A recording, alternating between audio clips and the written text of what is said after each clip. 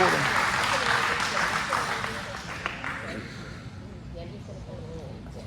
All right. All right. Well, I'm excited to be here. I promise you that we are going to have a fabulous candidate forum. I've gotten the privilege to speak with both Mr. Huffines and Mr. Prather before, and let me tell you, they are both very intelligent, courageous gentlemen. Before we do that, I would like to introduce to you someone running to be your next Texas Land Commissioner, and that is Mr. Weston Martinez. Mr. Martinez.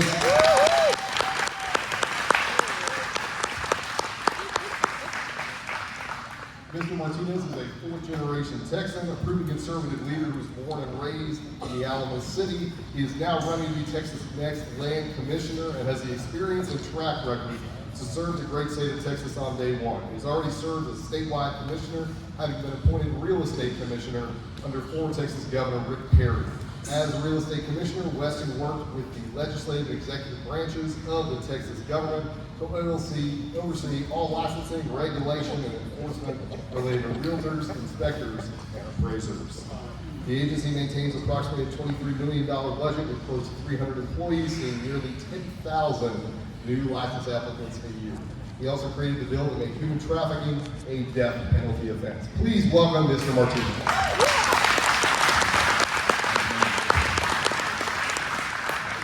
Howdy. Howdy. How many of y'all want the United Nations in Texas? Nope. Day one as land commissioner, I'm going to issue an executive order telling them to get the hell out of Texas.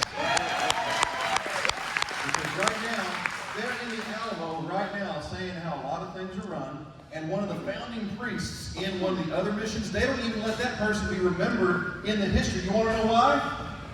Not because he was white. That was a joke. Y'all get it later.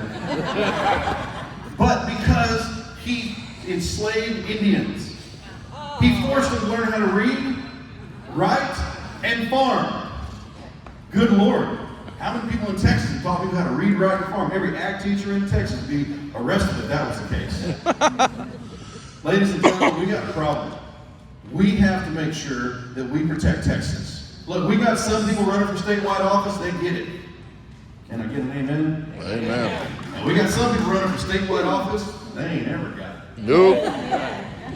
But I can tell you this, that God has blessed me with a unique opportunity to serve you in this capacity. Before I was running for this office, they mentioned some of the things that I've done, but there's nothing general about the General Land Office.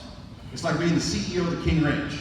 You got to know about minerals, water rights, land rights, surface rights, development, home development, getting people in and out of their homes when it comes to hurricanes.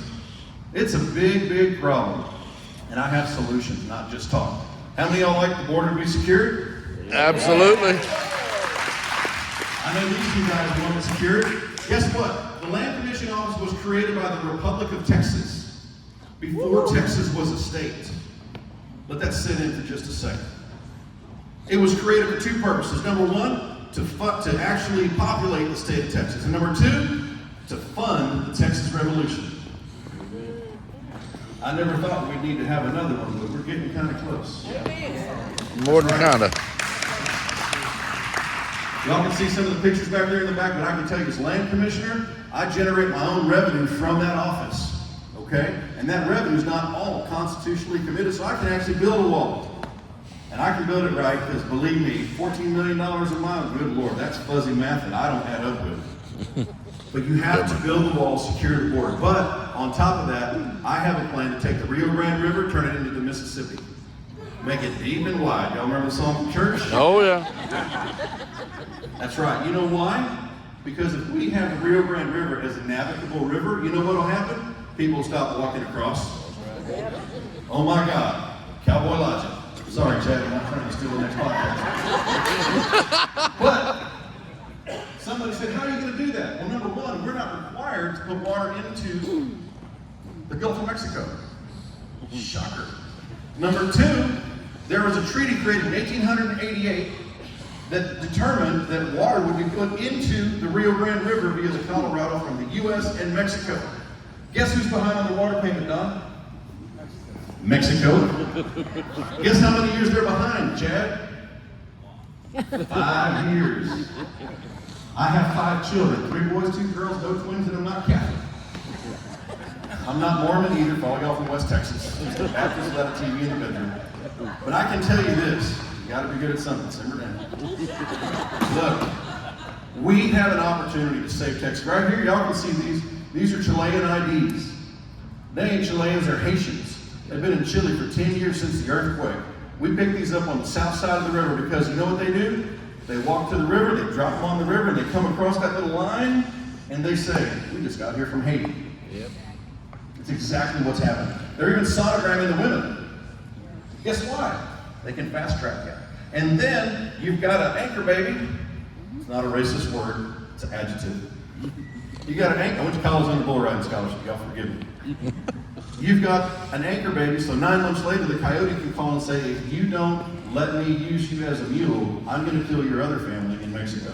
The cartel is making $22 million a week off of human trafficking. It's disgusting. And what's happening, we're talking about disgusting, it's disgusting right now what's happened with our redistricting.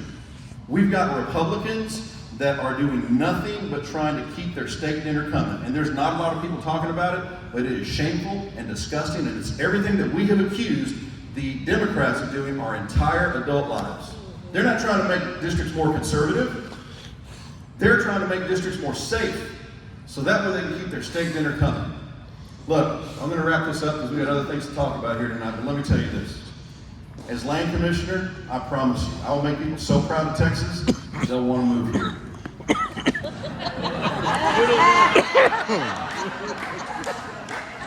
But a whole lot more are going to want to move out. Because we truly have an opportunity here to take back Texas.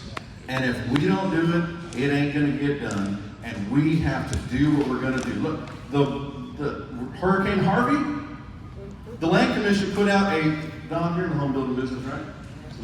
I've been in the home building business. I retired from Southwestern Bell, had an infrastructure background, had an oil and gas service company, drilled the biggest, deepest water well in South Texas.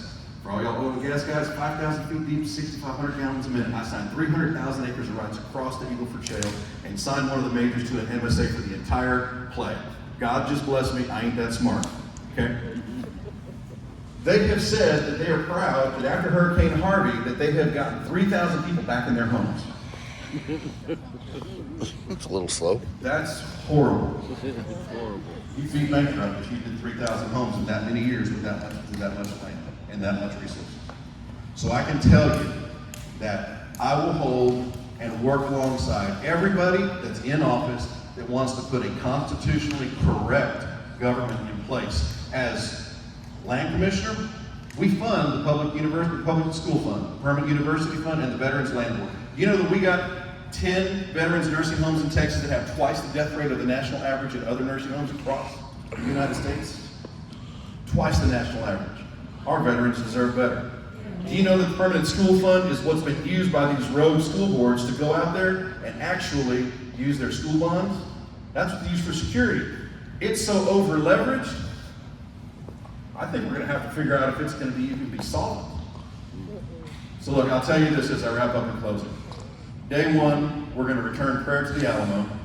They have not allowed the indigenous people, DRT or whoever, there's about 10 different groups, to not have an annual 30-minute prayer service in the Alamo. Are you kidding me? Santa Ana wouldn't even let them have that. Yeah, I know that's saying something. Also, day one, like I said, we'll be telling the United Nations to get the hell out. But I'm also going to tell the Attorney General I want every possible contract that's been done with the Land Commission to make sure that it's valid and if it can be revoked. Because right now, ladies and gentlemen, 2 million acres in the state of Texas are owned by foreign entities.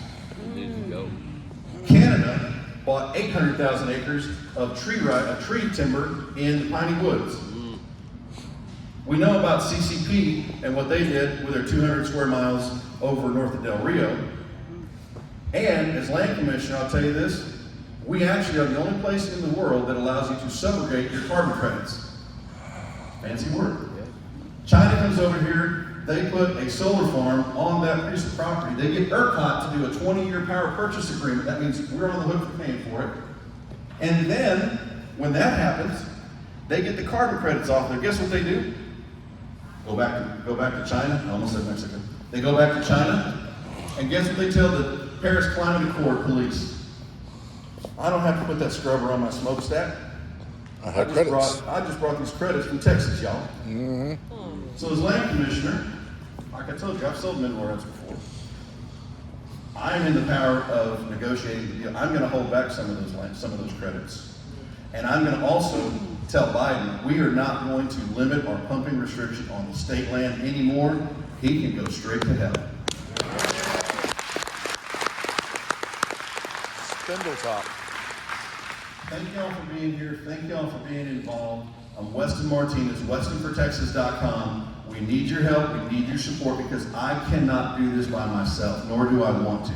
I'm pro-life, pro-gun, pro-family, pro-Israel, and most importantly, I'm pro-Texas. And if you guys feel the same way, then I'm your choice. God bless you.